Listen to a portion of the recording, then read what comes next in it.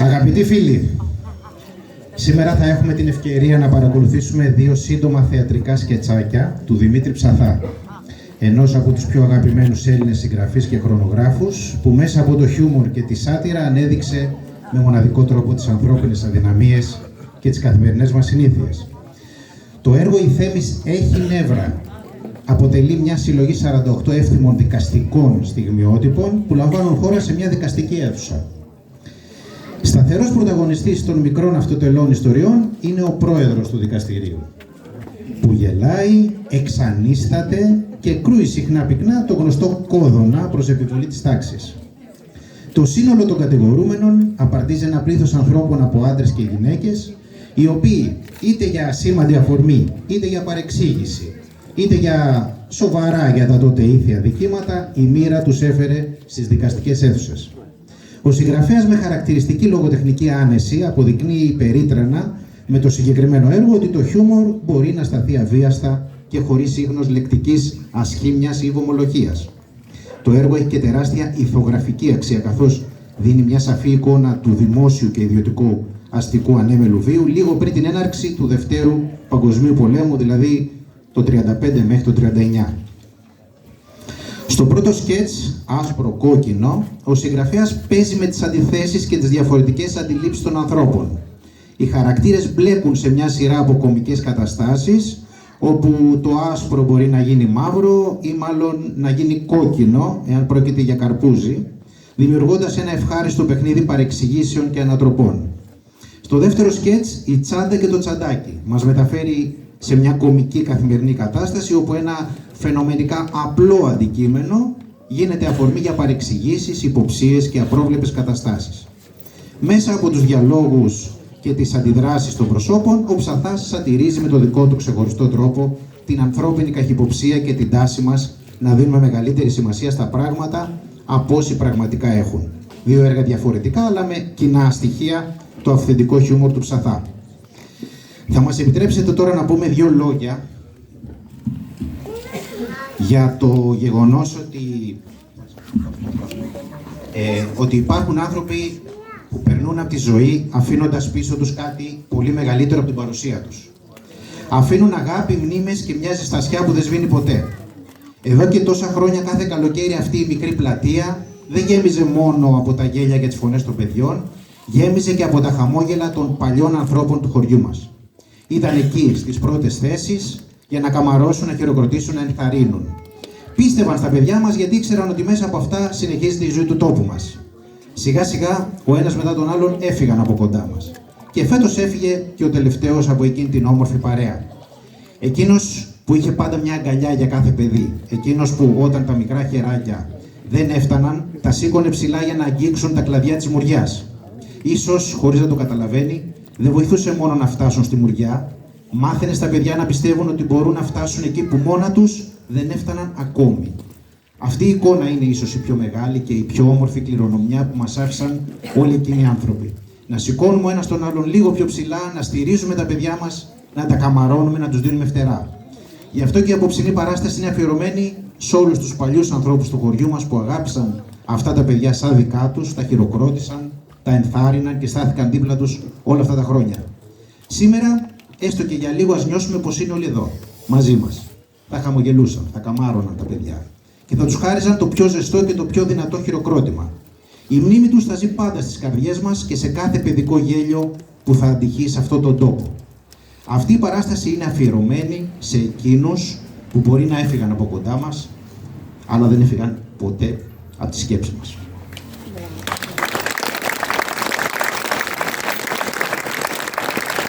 Υπάρχει μια συζήτηση που παρακολουθώ τις τελευταίες μέρες για το θέμα των πολιτιστικών συλλόγων στα χωριά, που δεν είναι πολιτιστική τελικά με την έννοια της λέξης, αλλά αναλώνονται στην οργάνωση και διενέργεια ενός πανηγυριού με γουρνοπούλες, μπύρες, ζωντανή μουσική κτλ. Σε πρώτο πλάνο.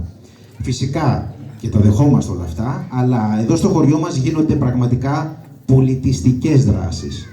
Όπως τα θεατρικά δρόμενα που ετοιμάζει κάθε χρόνο ακούραστα ο Ηλίας ο Πλάνας, καθώς και η προσπάθεια μεταμόρφωσης του ερειπωμένου χώρου του Δημοτικού Σχολείου σε ένα μικρό στολίδι για το χωριό, σε ένα χώρο αναμνήσεων και γνώσης, για να θυμούνται οι παλιοί και να μαθαίνουν οι καινούργοι, όπως λέμε. Στο τέλος της παράστασης θα υπάρχει ένα μικρό κέρασμα με νηστίσιμα παραδοσιακά γλυκίσματα. Μπορούν να φάνε βέβαια νηστεύσαντες και μη νηστεύσαντες. Και θα σας παρακαλούσαμε, όσοι επιθυμείτε, να επισκεφθείτε, να δείτε την προσπάθεια που γίνεται στο χώρο πίσω μας, όπου διαμορφώνεται σιγά σιγά σε ένα μικρό λαογραφικό μουσείο με τις προσφορές όλων σας, και αν θέλετε, αγοράζοντας κάτι συμβολικά, να βοηθήσετε στην προσπάθεια των εξόδων που έχει ο εμπλουτισμός όλης αυτής της προσπάθειας. Καλή διασκέδαση!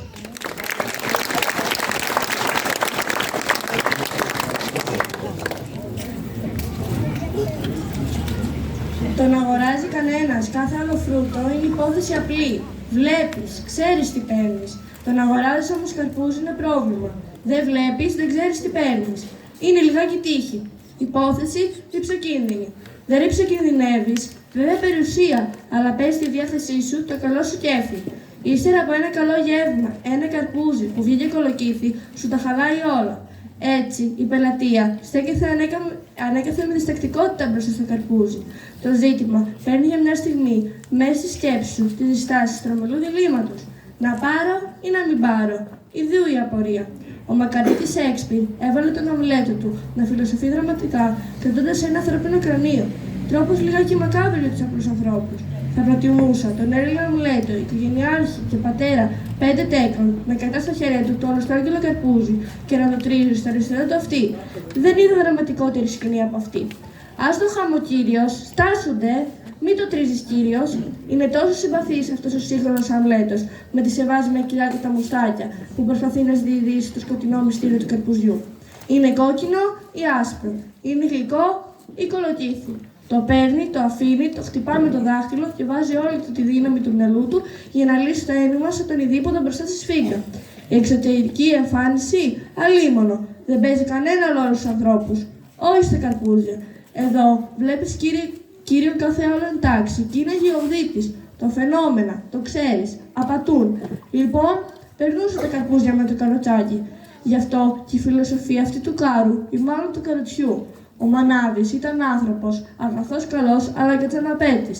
Η φωνή του βραχνή, χυνόταν μέσα σε μεσημβρινή γαλήνη. Πω, πω, πω, πω, από την Ιάμια, από την Ιάμια, από την Ιάμια, με το μαχαίρι, με το μαχαίρι, με το μαχαίρι. Η τελευταία αυτή δήλωση που γινόταν πανηγυρικά, σαν ένα είδος εγγυήσεως, έβγαλε την κυρία Αναστασία Σανταμούρη από το σπίτι της. Τα καρπούζια είναι καλά. Πω, πω, πω, πω, πω. Πόσο κάνουνε? Από την Ιάμια, από την Ιάμια, από την Ιάμια. Τα κόβεις. Με το μαχαίρι, με το μαχαίρι, με το μαχαίρι. Ύστερα από αυτές τις απαντήσεις, η κυρία πήρε θάρρος. Άπλωσε το χέρι, πήρε ένα καρπούζι, το άφηκε, πήρε άλλο, το ξανάφηκε και ξαναπήρε άλλο. Τέλος, κάποτε, η κυρία διάλεξε το καρπούζι και το έδωσε στα μανάδια για τα περαιτέρω. Με το μαχαίρι είπαμε. Ναι, ντε. Θα είναι κόκκινο. Ναι, ντε. Και γλυκό. Σιγά με σου κάνω συμβόλαιο. Το ζύγισε, λογάριασε πόσο κάνει και ύστερα σήκωσε το μαχαίρι με όσο σοβαρότερα επέβαλε περίσταση και διέγραψε μια βαθιά συζύμη στο καρπούζι. Και όταν η αστραπιαία αυτή η διαδικασία τελείωσε, κάλεσε την πελάτησα με ύφος εθερευτικό να σκύψει πάνω το καρπούζι να δει. Εκείνος έσκυψε με μούτρο αισιόδοξο και ανασηκώθηκε κατσούφης. Κρίμα, γιατί περικαλώ κολοκύθι. Αυτό δεν το βλέπεις. Άσπρο, άσπρο, κατακόκκινο, κυρά μου, στραβώθηκες. Είδατε ποτέ μανάδι να παραδεχτεί μετά το κόψιμο ότι το καρπούζι του είναι άσπρο? Αδύνατο. Και εκείνο ο δεύτερος και χειρότερος μπελάς.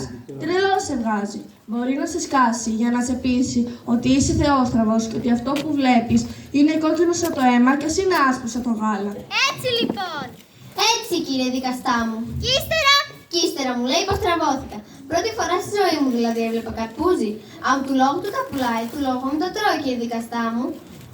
Όχι, μου λέει. Βάλε τα γυαλιά σου. Ποια γυαλιά μου, μωρέ? Όχι, μου λέει. Φάει να δεις. Είναι μέλι. Να φάω. Για να το πληρώσω δηλαδή. Όχι, δεν τρώω και ούτε το πληρώνω. Το σημαντικό είναι να με πιάσει κορόιδο. Τι κάνει λοιπόν, νομίζεις? Επιμονή. Φωνάζει ενώ περνούσε. Έλα εδώ στο Θεό σου. Για έλα να δεις το καρπούζι και πες μου. Είναι καλό. Σκύβει επάνω του, κοιτά, του λέει καλό. Ναι, για τα γουρούνια. Γουρούνισε του λόγου σου, του λέει. Περνάει μια γυναίκα. Για έλα εδώ, κυρά μου. Για δες αυτό το καρπούζι και πες μου. Είναι καλό. Σκύβει επάνω του, κοιτά, του λέει καλό, αυτό είναι για τις κατσίκες. Κάτσικα, είσαι του λόγου σου, της λέει. Του λέω, μη βρίζεις τους ανθρώπους και άντε πάρ' το καρπούζι σου και τράβα. Κομμένο, μου λέει. Κομμένο, του λέω. Όχι, μου λέει. Δεν ξέρεις να φας καρπούζι εσύ. Εγώ τώρα, κύριε δικαστά μου, που θα έχω φάει ολάκερα μποστάνια. Εν τέλει άρχισε να βρίζει. Τον έδειξα κι εγώ. Μαζεύτηκε όλη η γειτονιά εκεί πέρα. Να, βλέπετε, όλοι το ξέρουν. Έτσι καυγάδες κάνει πάντα και κλέβει και στο ζύγι. Δεν ξέρω οι άλλοι, πάντως εγώ μια φορά κοροϊδό δεν γίνομαι. Οι μάρτυρες, όσοι παρακολουθούσαν τον καυγά και είχαν άχθει το μανάβι, περιέγραψαν με τα ζωηρότερα χρώματα τις παραξενιές του. Εκλήθη και ο ίδιος. Μας κλέβει στο ζύγι, αυτό είναι αλήθεια, κύριε Πρόεδρε. Δεν μας αφήνει να διαλέξουμε εμείς και μας βάζει όλα τα άχρηστα και τα ζαρωμένα. Και αν του πούμε κάτι, μας βάζει τις φωνές και μας λέει πηγαίνετε να μαγειρέψετε στους άντρες σας. Και αφήστε με ήσυχο. Άντε δρόμο, δεν μας σέβεται καθόλου, κύριε Πρόεδρε. Μπορώ να μιλήσω κι εγώ, κύριε Πρόεδρε? Για να καταλάβετε τι άνθρωπος είναι, προχθές ήθελα να φτιάξω γεμιστά και πήγα να διαλέξω ντομάτες. Ξέρετε, κύριε Πρόεδρε, στα γεμιστά οι ντομάτες πρέπει να είναι σφιχτές και κόκκινες.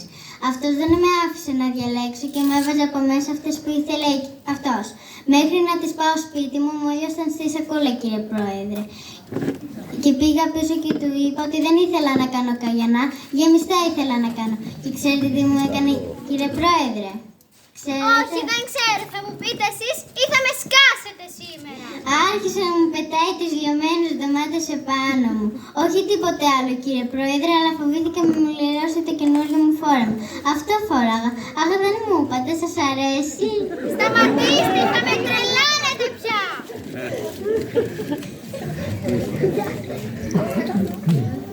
Μπορώ να πω κι εγώ, κύριε Πρόεδρε? Εσείς πώς λέγεστε?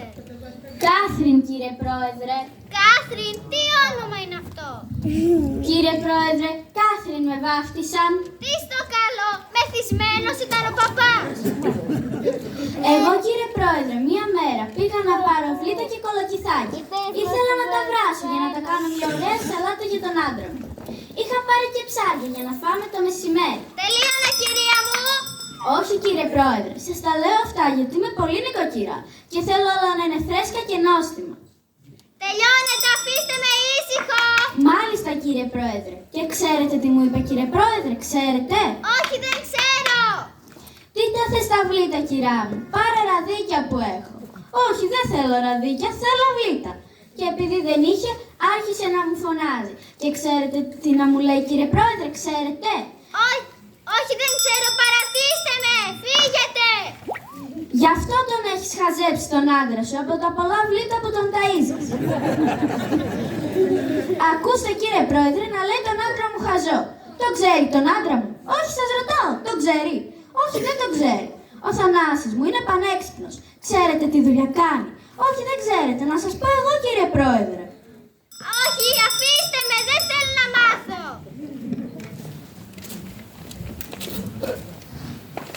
Λέγε εσύ. Τι να πω, κύριε Πρόεδρε? Σου λέει κολοκύθι, μα ένα καρπούζι μα την Ανάσταση, σου λέω κόκκινο σαν το γέμα. Το έφερε τύχη και βγήκε το καλύτερο. Πα.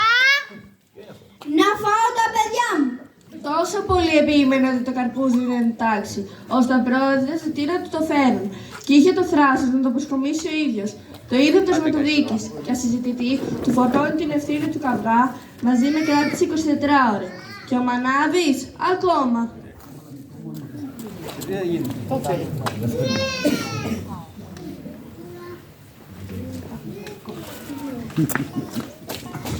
Σαν πως ξέρεις κι εσύ να φας καρπούζι.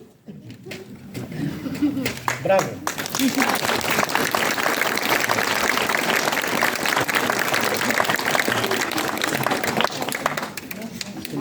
πούμε. Ναι. Πάρτε τις θέσεις σας για το έργο. Σπίθες πετούν τα μάτια της και καθώς τρέφει και κοιτά τον κύριο αναταράζεται ολόκληρη. Κρατά μια τσάντα που την κουνά μέτρα από τόσο απειλητικό, ώστε να νομίζει ότι θα σου τη φέρει στο κεφάλι. Τι συνέβη? Ούτε και γνωρίζω. Σου έδωσε ο κύριος Χαστούκη. Εντελώς ξαφνικά. Γιατί? Ούτε και γνωρίζω. Είχατε προηγούμενα. Προηγούμενα, εγώ με αυτόν. Αστείο πράγμα. Ούτε τον ξέρω, ούτε με ξέρει. Ούτε τον κοίταξε, ούτε με κοίταξε, ούτε του μίλησε, ούτε μου μίλησε. Αντιλαμβάνεστε πώς συνέβησαν τα πράγματα. Επήγαινε στην κουνιάδα μου στο Βέικο, κύριε Πρόεδρε.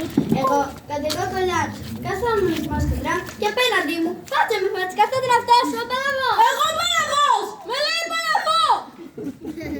Ακούτε! Σιωπή εσύ! Βρέσει κύριε δικαστά! Ακούτε! Είπα σιωπή εσύ! Με συγχωρείτε, είμαι λιγάκι νευρικός. Ορίστε, λέγε εσύ! Λοιπόν, ήρθε εισπράκτη, μου ζήτησε το εισιτήριό μου, έβγαλα τα λεπτά του, τα έδωκε. Έκοψε από τον μπλοκ το εισιτήριο μου, το έδωκε. Αντιλαμβάνεστε. Ύστερα ήρθε ο επιθεωρητής, μου ζήτησε το εισιτήριό μου, του το έδωκε. Το κοίταξε, το έκοψε λιγουλάκι, μου το έδωκε. Λοιπόν, Ο κύριος με αγριοκοίταξε. γιατί? Ούτε και γνωρίζω. Να σας πω εγώ, κύριε Πρόεδρε. Εσύ να πάψεις! Λέει, δεν γνωρίζει γιατί την αγριοκοίταξα και με την ευρύζει. Πάψε σου είπα! Με συγχωρείτε, κύριε δικαστά. Είμαι λιγάκι νευρικός. Αν είσαι λιγάκι νευρικός, σε στέλνω μέσα και σου περνούν τα νεύρα σου. Σου το λέω για τελευταία φορά. Να μην παρεμβαίνεις. Μάλιστα, κύριε Πρόεδρε. Θες να πας μέσα? Όχι, κύριε Πρόεδρε. Κλείστο λοιπόν. Το κλείσε, κύριε Πρόεδρε.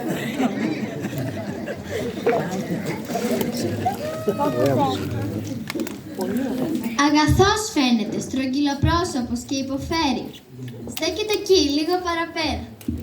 Δαγκώνει τα χείλη, τρώει τα μουστάκια, βγάζει μαντίλι, σκουπίζει τον υδρότα. Στρίβει το μαντίλι, το ανοίγει, το τραβά, το ξαναστρίβει. Μάλλον κοντός, μεσόκοπος, λιγάκι νευρικός. Παίζουν τα μάτια του, παίζουν τα χέρια του, παίζουν οι ώμοι του, παίζουν και τα πόδια του. Μόλις σηκώνει την κουδούνα από το αιρωματοδίκης, μαζεύεται. Ύστερα γυρίζει, βλέπει την κυρία, καρφώνει τα μάτια του στο σαντάκι της και φρύτει. Κάτι συμβαίνει εκεί, στο σαντάκι. Προφανώς, είναι η αιτία του κακού. Συνέχισε εσύ. Και ξαφνικά που λέτε, χωρίς κανένα λόγο, χωρίς καμιά αιτία, μας τρέφει ο κύριος σε ένα χαστούκι. Αντιλαμβάνεστε, χαστούκι και εμένα, που είχε ο σύζυγός μου, κύριε Πρόεδρε, δεν τόλμησε ποτέ να μου απλώσει χέρι. Χέρι, τι λέω, μια φορά που τόλμησε να μου πει μισή κουβέντα, έτρεξα στους δικηγόρους να ζητήσω διαζύγιο. Και ο Γιάννης έπεσε στα πόδια μου. Φανίτσα και φανίτσα. Αντιλαμβάνεστε, ρωτήστε παρακαλώ. Πλατεία Κολιάτσου, Φανή Γελαδινού, του μηχανικού. Απαιτώ να κρεμαστεί στην πλατεία του Συντάγματος. Ούτε πολύ ούτε ο λίγο. Καλά, καλά. Να μάθει τρόπους. Πήγαινε. Χαστούκι στη Φανή Γελαδινού. Στάσου παραπέρα. Παρακαλώ, μέσα στην πλατεία του Συντάγματος. Κάνει την υπομονή του πτεσματοδίκης και χτυπά με μανία την ανάποδη του μολυβιού στην έδρα του. Σωπαίνει επιτέλους και καλείται η κυρία.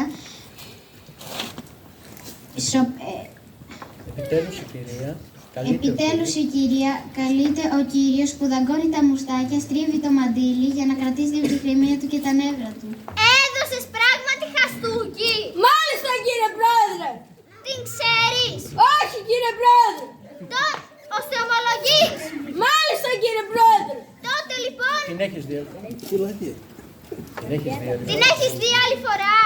Όχι, κύριε Πρόεδρε. Τότε λοιπόν. Είμαι λιγάκι νευρικός. Ωραία δικαιολογία. Σπουδαία δικαιολογία. Επειδή είναι λιγάκι νευρικός ο κύριος, χαστούκίζει ανθρώπους μέσα στο τραμ και μάλιστα κυρίες. Ομολογώ πως είμαι κατάπληκτος. Και εγώ, κύριε Πρόεδρε. Σιωπή. Είμαι συγκρατημένος, κύριε Πρόεδρε, το ομολογώ. Ήταν μια σκηνή παραφοράς. Να σας εξηγήσω, κύριε Πρόεδρε. Λέγε. Είμαστε μέσα στο τραμ. Εδώ εγώ, αυτή εκεί. Καθόταν απέναντί μου. Έρχεται ο εισπράκτορ, ζητά το εισιτήριο. Ανοίγει τη μεγάλη τσάντα, βγάζει το μικρό τσαντάκι, κλείνει τη μεγάλη τσάντα. Ανοίγει το μικρό τσαντάκι. βγάζει τα λεφτά, κλείνει το μικρό τσαντάκι, ανοίγει τη μεγάλη τσάντα, βάζει μέσα το μικρό τσαντάκι, κλείνει τη μεγάλη τσάντα, του τα δίνει.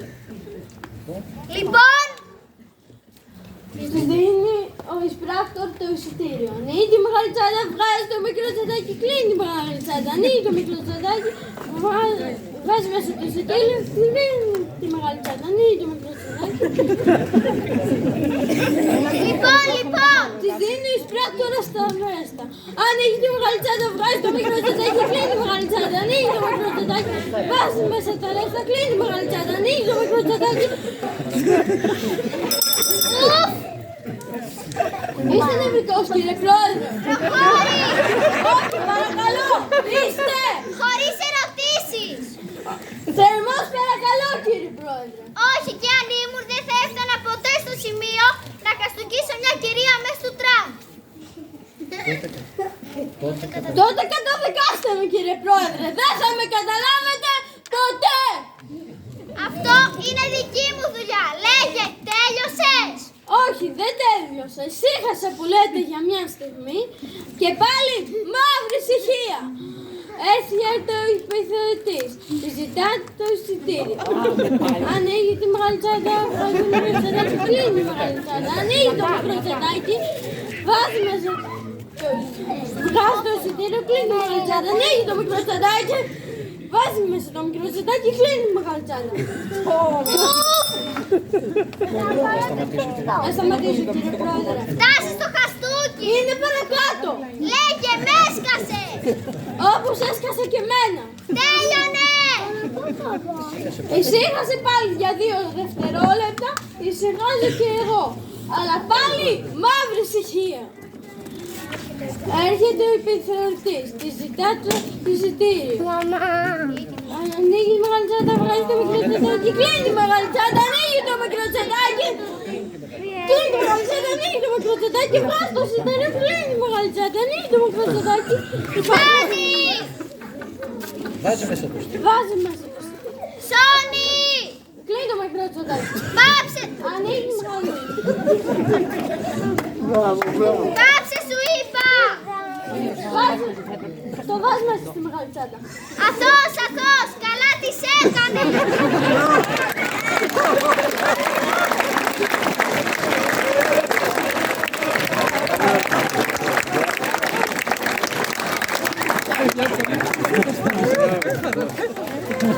Μπράβο, μπράβο.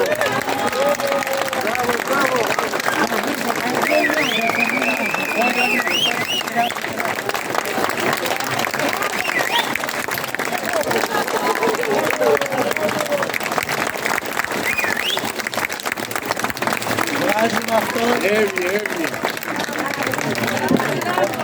Ευχαριστούμε πολύ. Ευχαριστούμε πολύ. Ευχαριστούμε σε όλους. Ευχαριστούμε πολύ τον Βασίλη.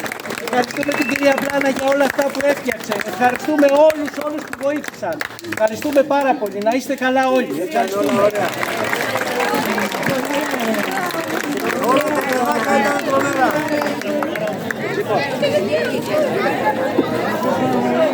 Μπορείτε να περάσετε στο μουσείο. Πάρα πολύ ωραίο.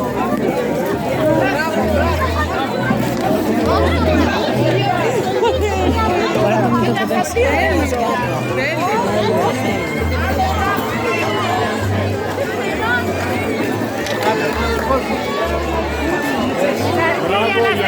τα δεύτερα λόγια που είστε στο Καραστράλα. Βασίλη, το τσιμπάκο σε παρακαλώ. Αυτό δεν το βλέπεις, αυτό. Παραγγελιά θέλω.